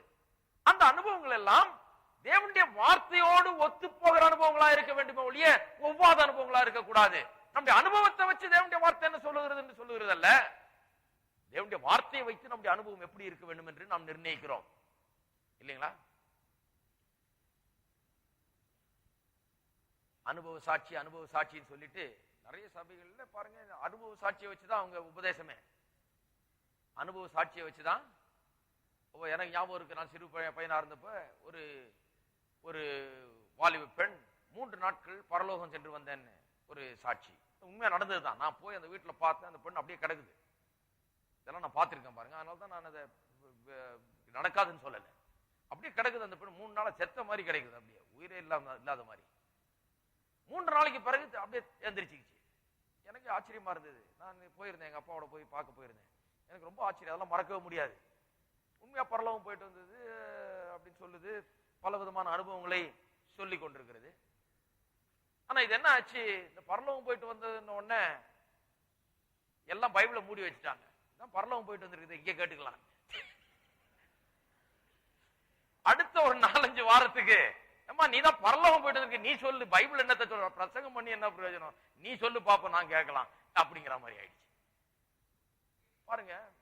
அதனால பெரிய குழப்பம் உண்டாச்சு. நான் பார்த்திருக்கேன் இதெல்லாம். இதனால பெரிய குழப்பம். அது ஒண்ணு கிடக்க ஒண்ணு சொல்லி கூட்டி குறைச்சி சொல்லி, மனுஷன் தானே, மனுஷன் ஒண்ணு அனுபவிச்சிருக்கலாம், அதை சொல்லும் போது இன்னும் கொஞ்சம் கூட்டி சொல்லலாம், பல காரியங்களை சேர்த்து சொல்லலாம், குறைச்சு சொல்லலாம்.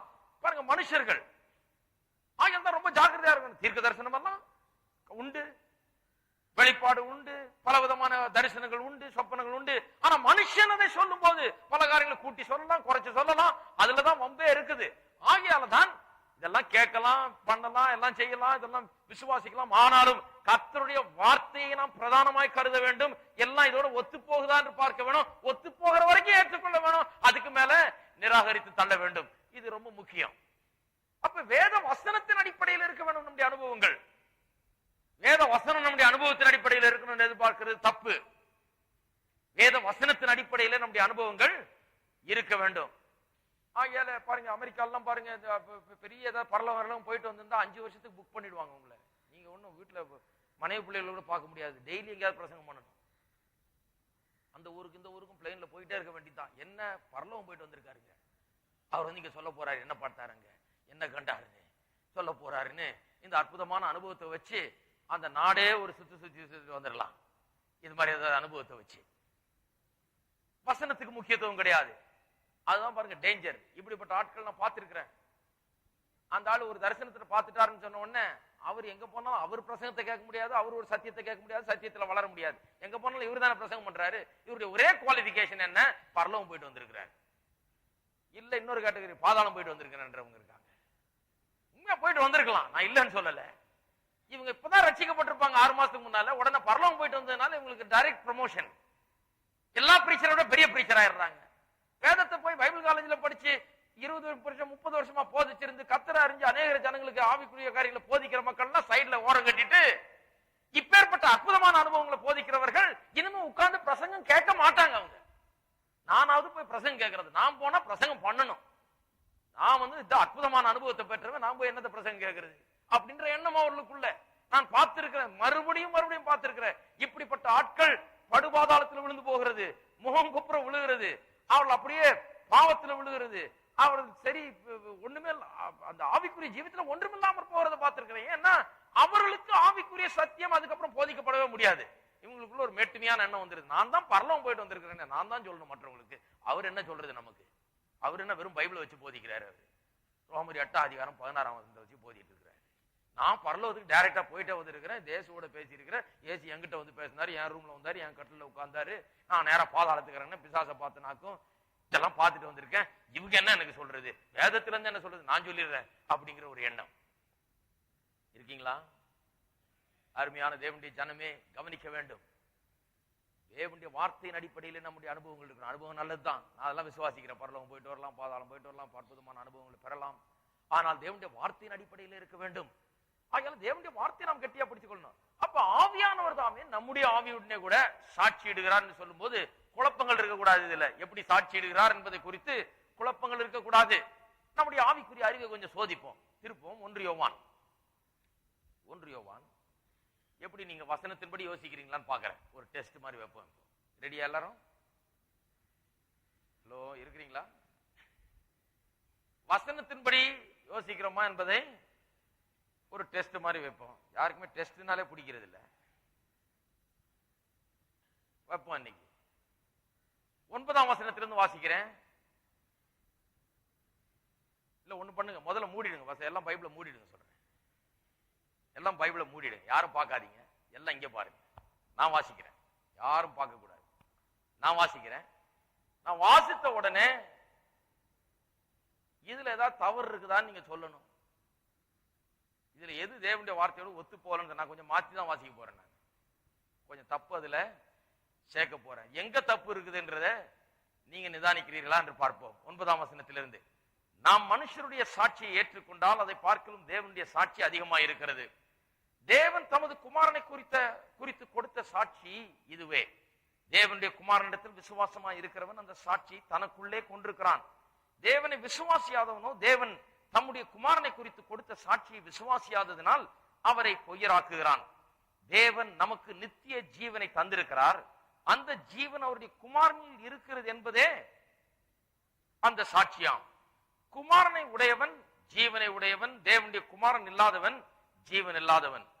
உங்களுக்கு நித்திய ஜீவன் உண்டாகும் என்று நீங்கள் அறியவும், தேவனுடைய குமாரனுடைய நாமத்தில் நீங்கள் விசுவாசமாய் இருக்கவும், தேவன் குமாரனுடைய நாமத்தின் மேல் விசுவாசமாய் இருக்கிற உங்களுக்கு இவைகளை எழுதியிருக்கிறேன்.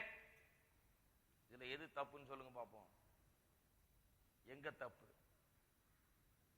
இவ்வளவு வசனத்தை வாசிச்சேன்,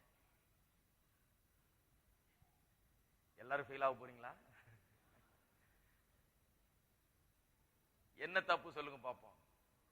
இப்ப பைபிளை தரங்க, காமிக்கிறேன் என்ன தப்பு பாருங்க. கேட்கும் போதே டக்குன்னு உதிக்கணும்.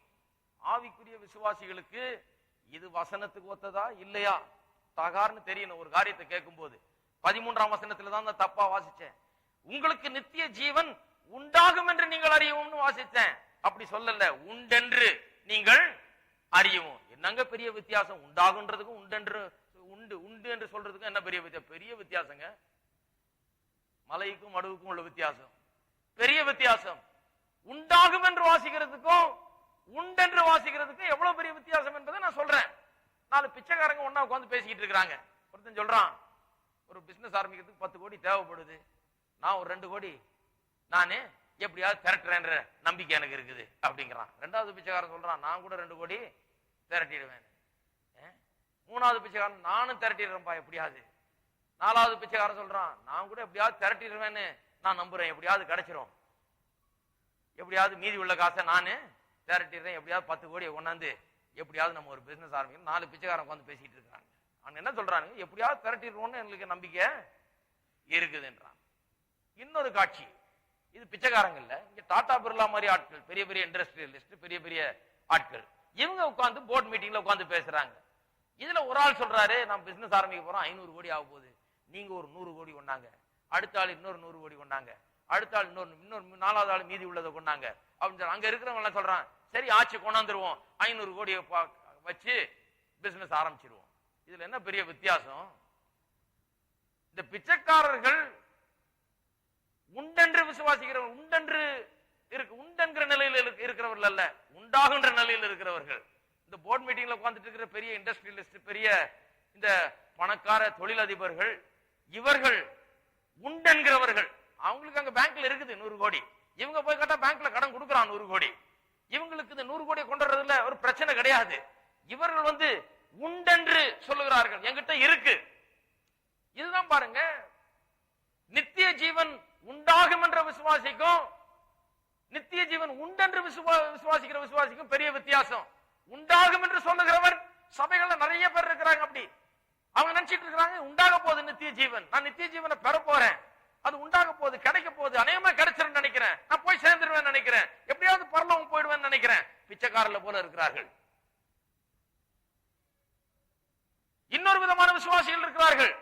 நித்திய ஜீவன் எனக்கு உண்டு, உண்டு, எனக்கு இப்பொழுது உண்டு, நித்தியமாய் உண்டு, நான் செத்தா பரலோகம், நான் தேவனுக்கு சொந்தமானவன், நான் போய் சேர்வேன் நிச்சயம், எனக்கு ஆக்கினி தீர்ப்பு கிடையாது என்கிற நிச்சயத்தை உடையவர்களா இருக்கிறார்கள். அவர்கள் யார்? டாடா பிர்லா மாதிரியான ஆட்கள். அவர்கள் அப்படியே வாழுகிறவர்கள். உண்டு என்கிறவர்கள், உண்டாகும் என்று நம்புகிறவர்கள். ரெண்டு விதமா சபையில் இருக்கிறார்கள். இருக்கிறீங்களா? நீங்க எந்த கேட்டகரிங்க? நித்திய ஜீவன் உண்டு என்றுதான் வேதம் சொல்லுது. The ones who profess and the ones who possess. The difference is the ones who possess, the ones who profess are like beggars, the ones who possess are like aristocrats. உண்டாகும் என்று நம்புகிறவர்கள் பிச்சைக்காரல போல இருக்கிறார்கள். உண்டென்று, நித்திய ஜீவன் எனக்கு உண்டென்று விசுவாசிக்கிறவர்கள் சீமானை போல இருக்கிறார்கள். இந்த உலகத்திலே அவர்களுக்கு நிச்சயம். அவள் நடைய வித்தியாசம், அவள் சந்தோஷத்திலே வித்தியாசம், அவளுடைய ஆராதனையே வித்தியாசம், அவளுடைய எல்லாமே வித்தியாசம். ஏன்? நித்திய ஜீவன் உண்டென்று அவர்கள் விசுவாசிக்கிறார்கள். இருக்கிறீங்களா? பாருங்க, நாம் தேவனுடைய புத்திரராய் இருக்கிறோம். நிறைய பேருக்கு அந்த நிச்சயம் கிடையாது. நிச்சயம் இல்லைன்னா போய் பிச்சைக்காரங்க பேசிட்டு இருக்க மாதிரி பேசிட்டு இருக்க வேண்டியதான். எனக்கு அவரை கிடைக்கும் நினைக்கிறேன், நான் போயிடுவேன் நினைக்கிறேன், எப்படியாவது ஆண்டவரே எப்படி வருகையில நான் போகணுமே அப்படின்னு இருக்கிறாங்க. அது ஒரு பிச்சைக்காரத்தனம். அந்த லெவல்ல வாழ்றது. ஆண்டவரே, நான் என்னோட பிள்ளைய ஆக்குனதுக்காக உங்களுக்கு ஸ்தோத்திரம், விலையேறப்பட்ட ரத்தத்தினால கழுவுனதுக்காக ஸ்தோத்திரம், நான் உடைய புத்திரனா இருக்கிறேன், உடைய சமூகத்தில் இருக்க வேண்டியவன் நான், இந்த உலகத்தில் உடைய சமூகத்தில் வாழுகிறேன், உமக்குள்ளாக வாழுகிறேன், உமக்குள்ளாக we live and move and have our being in Christ என்று பவுல் அப்போஸ்தலன் சொல்லுகிறார். நாம் அவருக்குள்ளாக இருக்கிறோம், அவருக்குள்ளாக நடக்கிறோம், அசைகிறோம் என்று சொல்லுகிறார். இங்க இருந்தாலும் அவருக்குள்ளதா இருக்கிறோம், அங்க போனாலும் அவருக்குள்ளதா இருக்கிறோம் அப்படின்னு சொல்ற ஆளு அடுத்த விதமான ஆள்.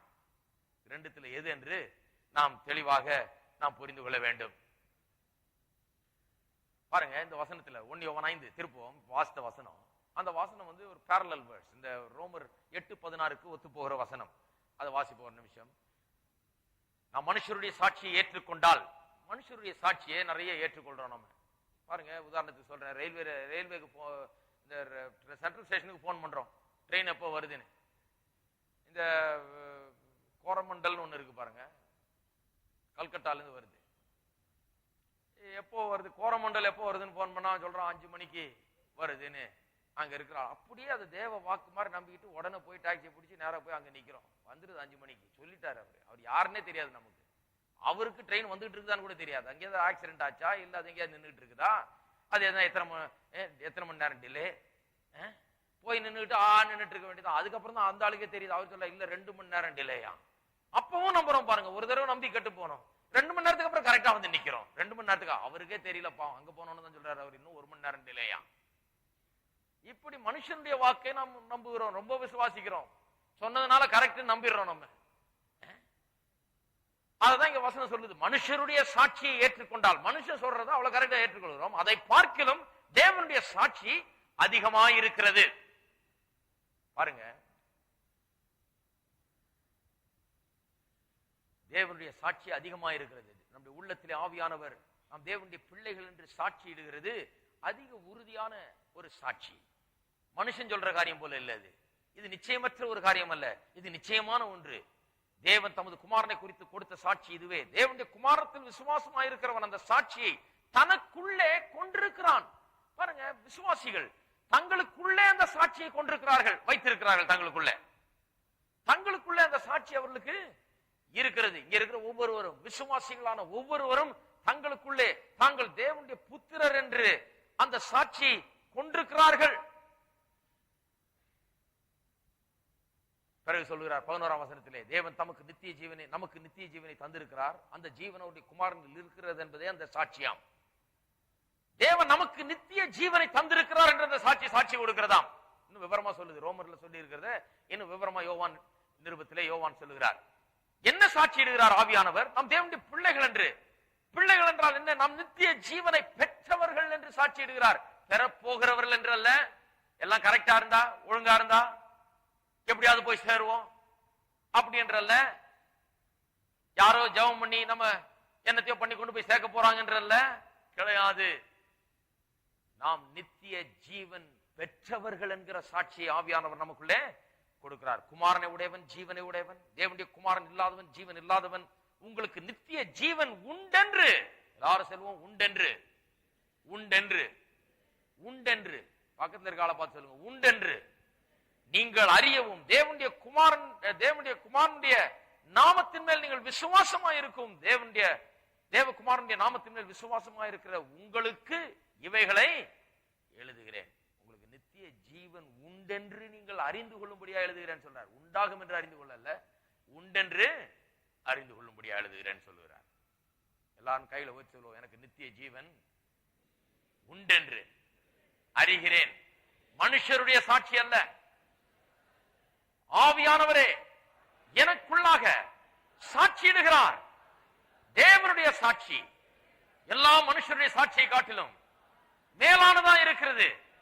நான் நித்திய ஜீவனை பெற்றவன், எனக்கு நித்திய ஜீவன் உண்டு என்று சாட்சியிடுகிறார். நித்திய ஜீவன் உண்டு என்று ஆவியானவர் உள்ள சாட்சியிட்டு இருந்தா போய்கிட்டு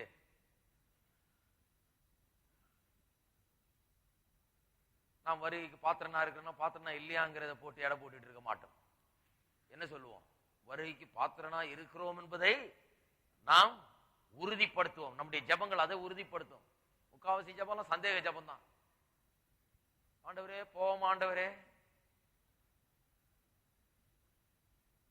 அது கரெக்டா பிரசங்கியாரும் சொல்ற, இப்படி எல்லாம் இருந்தீங்கன்னா நீ போக மாட்டேன் போ. அப்ப பாருங்க, எத்தனை வருஷம் சபையில இருந்தாலும் போக மாட்டோங்கிற நிச்சயம் தான் உண்டாகுது ஒழிய போவோன்ற நிச்சயம் உண்டாகிறது இல்லை. நித்திய ஜீவன் உண்டுங்கிற நிச்சயம் உண்டாகிறது இல்லை. அருமையானவர்களே, நித்திய ஜீவன் நமக்கு உண்டு. பாருங்க, இந்த ஆவியானுடைய சாட்சி எப்படிப்பட்டது என்பதை கொஞ்சம் விவரிக்க விரும்புகிறேன். பாருங்க, நாம் ஏற்கனவே தேவனுடைய பிள்ளைகளா இருக்கிறோம். ஆனா அவர் சாட்சியிடுகிறது என்பது அந்த பிள்ளைகளா இருக்கிறோம் என்பதற்கு அவர் ஒரு எக்ஸ்ட்ரா ஒரு எவிடன்ஸ், ஒரு எக்ஸ்ட்ரா ஆதாரத்தை அவர் கொடுக்கிறார். பாருங்க, உங்க பிள்ளையோட நீங்க போயிட்டு இருக்கீங்க தெருவில், புள்ள கையை பிடிச்சிக்கிட்டு வருது, அப்பா அப்பான்னு கையும் காலையும் பிடிச்சிக்கிட்டு அது கூடயே வருது. அப்பா கிட்டே நெருங்கி அப்படியே கிளிங்கிங் டு த ஃபாதர், அப்படியே பேண்டை பிடிச்சிக்கிட்டு காலை பிடிச்சிக்கிட்டு கையை பிடிச்சிட்டு கூடயே வந்துட்டு இருக்குது. நீங்களும் பேசிட்டு கூடயே கொண்டு போறீங்க. அந்த புள்ள வந்து அப்பா அப்பான்னு கூப்பிட்டுட்டே தான் வருது. வேதத்துல சொல்லியிருக்கேன், நம்ம அப்பா பிதா என்று கூப்பிடுகிற புத்திர சுவிகாரத்தின் ஆவியை பெற்று இருக்கிறோம். அதுதான் அது. கூடயே போறோம், அப்பா கூடயே. அப்பா பேண்டையே பிடிச்சிட்டு போறோம், கையே பிடிச்சிட்டு போறோம், அப்பா அப்பான்னு கூப்பிடுறோம், இப்படி பண்ணிட்டு இருக்கோம். திடீர்னு என்ன பண்றாரு அப்பா, திரும்பி பார்த்து பிள்ளைய ஒரு தூக்கி அப்படியே அரவணைச்சு ஒரு முத்தம் கொடுத்து, ஸ்பெஷலா 4 வார்த்தையை பார்த்து பேசி அப்படியே அரவணைச்சு ஒரு மிகுந்த ஒரு அன்பை காட்டும் போது அந்த பிள்ளைக்கு ஏற்படுகிற பரவசம் எப்படி இருக்குன்னு பாருங்க. தான் பிள்ளை என்கிற இந்த ஹக்கிங், இந்த கடலிங் ரொம்ப அவசியம்ன்றாங்க சின்ன பிள்ளைங்களுக்கு. இது பண்ணும் போது அந்த பிள்ளைக்கு உள்ள ஒரு பெரிய ஒரு இன்பம் உண்டாகிறதாம். இந்த பிள்ளையினுடைய பொசிஷன் ஒண்ணும் மாறல. கீழே இருந்தப்பவும் பிள்ளைதான், அப்பா காலை பிடிச்சிட்டு வந்தப்பவும் பிள்ளைதான், அப்பா அப்பான்னு கூப்பிட்டு வந்தப்பவும் பிள்ளைதான். இப்ப தூக்குனதுனால பிள்ளை ஆயிடல. தூக்குனதுனால என்ன ஆச்சு? இந்த பிள்ளை அந்த அப்பாவுடைய அன்பை இன்னும் அதிகமாய் அறிந்து கொள்ளுகிறது. இந்த அப்பா பிதாவே என்று கூப்பிடுகிற ஆவி நாம் கூப்பிட்டு இருக்கிறோம், நாம் அவரோட உறவாடுறோம், நாம் அவரை கூப்பிடுறோம், நாம் அவரை அண்டி கொண்டிருக்கிறோம். ஆனா திடீர்னு இந்த அப்பா பிதாவே என்று கூப்பிடுகிற ஆவி மட்டுமல்ல, ஆவியானவர் தாமே நமக்குள்ள இருந்து சாட்சியிடுகிறார் என்று சொல்லும் போது நம்முடைய பரலோக பிதா நம்மை தூக்கி அணைத்து முத்தமிட்டு நம்ம இடத்துல 4 வார்த்தை அன்பா பேசி நம்ம அரவணைத்தால் நாம் எப்படி இருப்போம்? அப்பேற்பட்ட உணர்வை அது நமக்கு ஏற்படுத்துகிறது. ஆமென். அது ஒவ்வொரு விசுவாசியும் அதை அனுபவிக்கிறார்கள். அதை நாம் விசேஷமான நேரங்களில் அதை அனுபவிக்கிறோம். அது உள்ள ஏற்படுகிற ஒரு உணர்வு, உள்ள ஏற்படுகிற ஒரு சத்தம், அது உள்ள ஏற்படுகிற ஒரு காரியம். அது ஏற்படும் போது அதனுடைய இன்பமே ஒரு அலாதி இன்பம். நான் பாருங்க, இந்த கிறிஸ்துவுக்குள் நீங்கள் யார் என்று பல வருஷங்களுக்கு முன்னால போதித்துக் கொண்டிருந்தேன். அப்ப இந்த புத்திரரை பற்றி எல்லாம் போதித்த சில காரியங்களை அப்ப எனக்கு ஞாபகம் இருக்கு. சிலர்லாம் வந்து சொன்னாங்க, நான் வந்து இந்த வசனத்தை கேட்ட உடனே, இப்படிப்பட்ட சத்தியத்தை கேட்ட உடனேயே எனக்குள்ள நான் தேவனுடைய பிள்ளையா இருக்கிறேன்ற காரியம் அப்படியே வந்து ஓவர்வெல்ம் பண்ணிடுது, என்ன அப்படியே நிரப்புகிறது. நான் அந்த சந்தோஷத்தினால் என்னுடைய உள்ளம் பொங்குகிறது. என்ன பண்றதுன்னே தெரியல, அந்த அளவுக்கு எனக்குள்ள. அதுதான் அந்த பிள்ளையினுடைய நிலை. அந்த பிள்ளையினுடைய நிலையை எண்ணி பாருங்க. அது சும்மா கத்திக்கிட்டே வந்தது பேசிக்கிட்டு. இவர் தூக்கி 4 கொஞ்சம் உடனே அந்த பிள்ளைக்கு என்ன சொல்றதுன்னே தெரியல. அது அப்படியே மலைச்சு போய் நிக்குது. அது அப்படியே இன்பத்தில் மூழ்குகிறது. இதுதான் ஆவியானவர் தாமே நம்முடைய ஆவியுடனே கூட சாட்சி. இது கொஞ்சம் எக்ஸ்ட்ரா. இருக்கிற எல்லா ஆதாரங்களை காட்டிலும் இது இன்னும் கொஞ்சம் அதிகமான ஆதாரம். நாம் தேவனுடைய பிள்ளைகள் என்கிற அதிகமான ஆதாரம். எங்கே சாட்சியிடுகிறார்? இதை மட்டும் சொல்லிட்டு முடிச்சிடுறேன். நம்முடைய ஆவிக்குள்ளாக சாட்சியிடுகிறார். நம்முடைய ஆவி, மனுஷனை தேவன் உண்டாக்குற போது ஆவி, ஆத்மா, சரீரமாக உண்டாக்கினார். 3 பகுதியாக. சபாகிழமை சாயங்காலங்களில் போதித்து வருகிறோம். ஆவி, ஆத்மா, சரீரமாக உண்டாக்கினார். சரீரம் இந்த மண்ணிலிருந்து எடுத்தார். அவனுக்குள்ள ஜீவ சுவாசத்தை ஊதினார். அவன் ஜீவ ஆத்மாவானான் இல்லையா? ஆவி தேவனிடத்திலிருந்து வந்தது, சரீரம் இந்த மண்ணிலிருந்து வந்தது. இவன் ஜீவ ஆத்மாவானான் என்று வாசிக்கிறோம். மனுஷன் பாவம் செய்து விழுந்த போது ஏதேன் தோட்டத்தில் என்ன ஆச்சு? இந்த ஆவி, ஆத்மா, சரீரமா இருந்த மனுஷனை ஆவியிலே தான் மிகவும் அதிகமாக பாதிக்கப்பட்டான். ஆவியில ஒரு பெரும் பாதிப்பு, ஒரு பெரிய ரூயின், ஒரு பெரிய அழிவு அந்த ஆவிக்கு ஏற்பட்டதாம். இந்த பாம்பு போட்டு இப்பெல்லாம் ரொம்ப சர்வசாதாரணமா போச்சு. எங்க பார்த்தாலும் பாம்பு இல்லையா? படம் எல்லாம் பாக்குறேன் இல்லையா? பில்டிங் அப்படியே இடிஞ்சு விழுந்து கிடக்குது.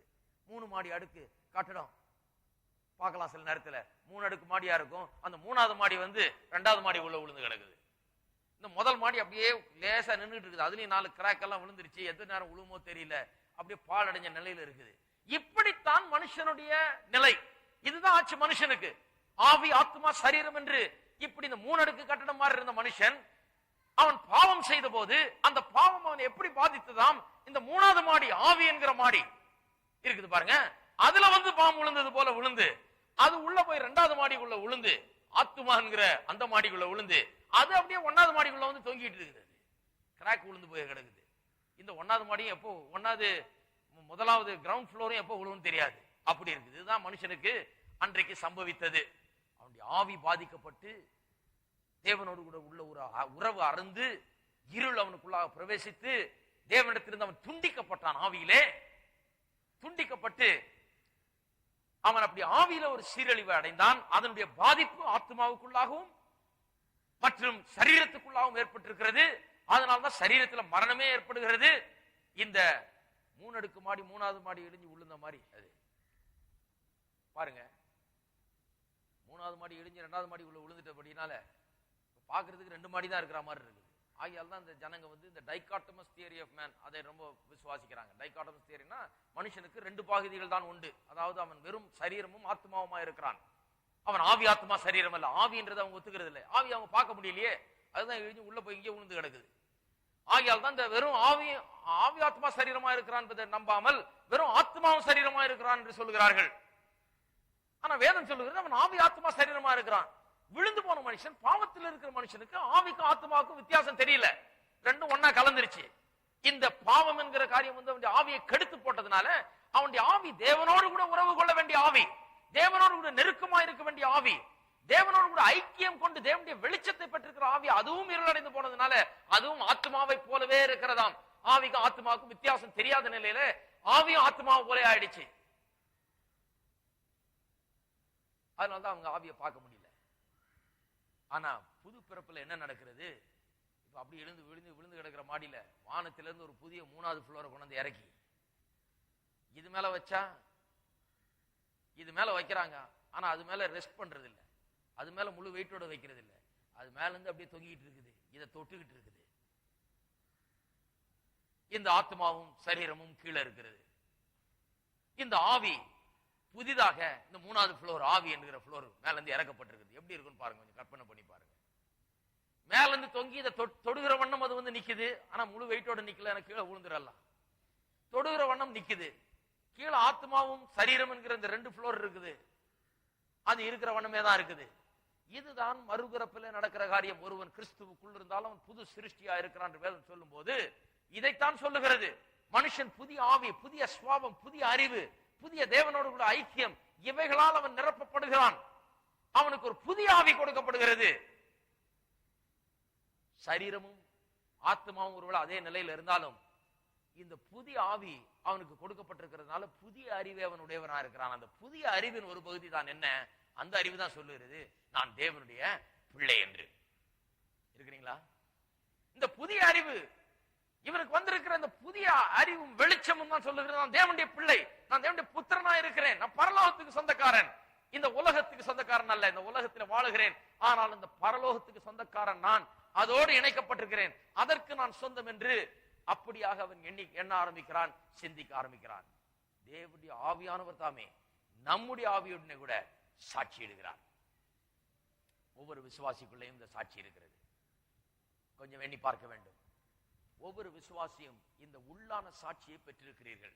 இந்த உள்ளான சாட்சின்னு சொன்ன, நான் சொன்னது போல எங்கேருந்தோ சத்தம் கேட்க போது, எங்கேருந்தோ திடீர்னு வெளிச்சம் உண்டாகும், இதெல்லாம் நினைச்சிட்டு இருக்க கூடாது. உள்ளே ஆவியானவர் உள்ளே அந்த சாட்சியை கொடுத்து கொண்டு இருக்கிறார். உள்ளே நான் தேவனுடைய பிள்ளை என்கிறது குறித்த ஒரு புதிய வெளிச்சம், ஒரு உணர்வு உண்டாகிறது.